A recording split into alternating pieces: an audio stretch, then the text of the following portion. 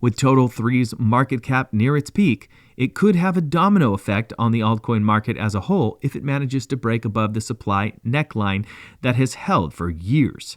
Furthermore, this optimism is clearly based on the market impact of the last bullish breakout in May 2020. Total 3's market cap broke out of a descending triangle, triggering a rally of approximately $65 billion to reach a high of $1.13 trillion in November 2021. This breakout notably propelled altcoins higher, with capital shifting from Bitcoin and Ethereum to mid and low cap tokens, generating several new all-time highs. A similar outcome would finally mark the start of the long-awaited altcoin season, where other cryptocurrencies such as XRP would dominate Bitcoin and Ethereum.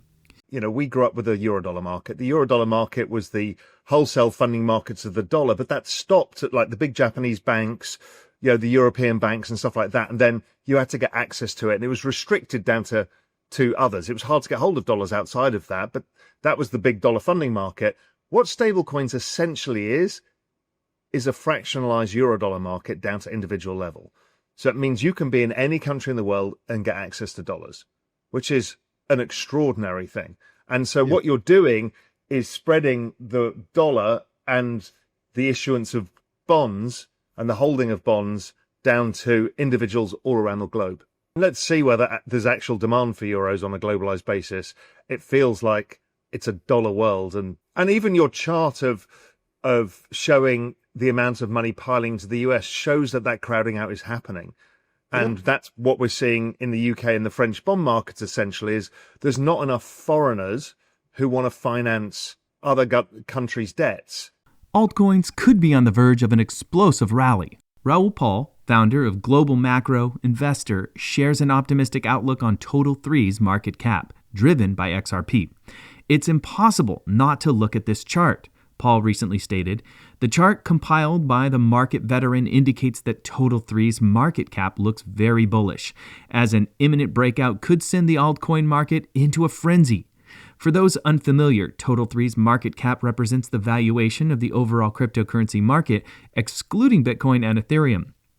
Excluding them, XRP, the third largest cryptocurrency by market cap, notably leads the pack. Paul, meanwhile, highlighted its bullish bias, especially as it approaches the overhead resistance of an inverted descending triangle. The index has been consolidating its structure since reaching a high of $1.13 trillion in November 2021. It attempted to surpass this mark during the Trump-fueled late 2024 rally, but succumbed to resistance, reaching $1.16 trillion in December.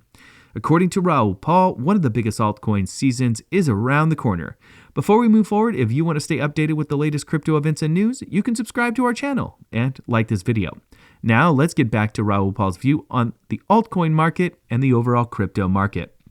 From our work is like, normally the liquidity cycle peaks around the business cycle peak. You know, they're all, related. And the business cycle has been super low. If you look at the ISM, it's been below 50. And the strongest correlation to that is rates have been too high for too long.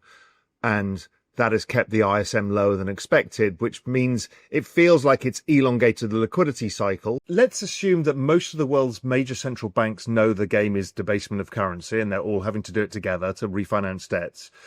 Then part of their job is to offset some of that. So if you know you've got to go through a debt refinancing cycle, the dollar has to weaken for everybody. Well, then the most likely outcome is they end up diversifying dollar reserves out into an asset like gold. And we've seen, certainly in the Middle East, Bitcoin being put on, various parts of the sovereign wealth fund balance sheets.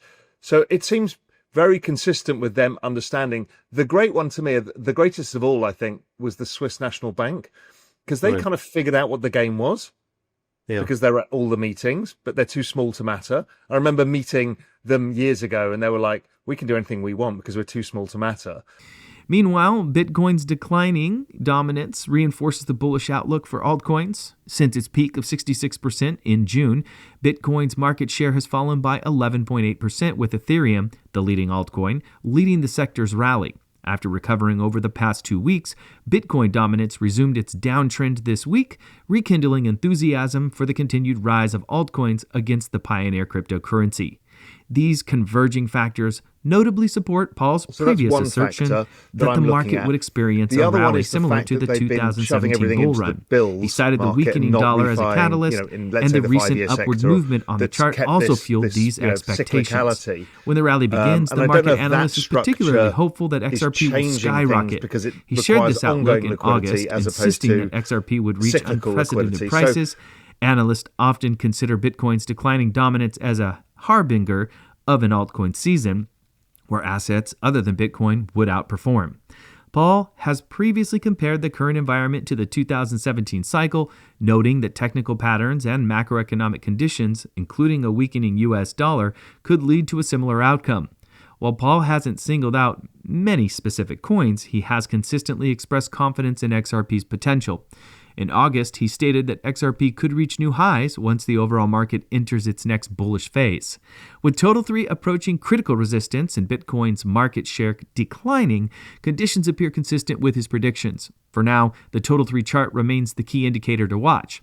A confirmed break above long-standing resistance could validate Paul's bullish thesis and mark the start of a broader altcoin rally, where XRP is expected to play a significant role. Raoul Pal has revived the debate about the factors influencing the price of Bitcoin. He argues that its behavior is highly correlated with global liquidity flows, specifically with the money supply, M2. He suggests that Bitcoin's long-term price behavior is more likely to follow liquidity cycles. It is less influenced by short-term news and market speculation. According to the analysis, 89% of Bitcoin's price fluctuations can be attributed to changes in the global M2 aggregate.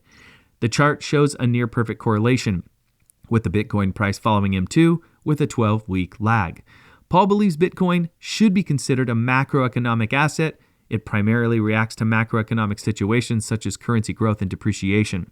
According to him, Bitcoin's price behavior is not a factor of speculation, but rather a reflection of the overall economic situation. According to the model, the Bitcoin price is expected to experience significant gains in 2025, coinciding with an increase in global liquidity. Analyst Michael Van de Pope noted that Bitcoin has failed to maintain its price above $106,000, resulting in a decline. He anticipates two scenarios. Either a buying opportunity will present itself if Bitcoin falls below $100,000, or a new rally will begin if it remains above $102,500. Bitcoin's price tends to fluctuate in sync with global liquidity conditions. With increased liquidity, the potential for price growth increases. Additionally, investors are advised to closely monitor macroeconomic conditions, particularly changes in the money supply, as these continue to influence the price of Bitcoin.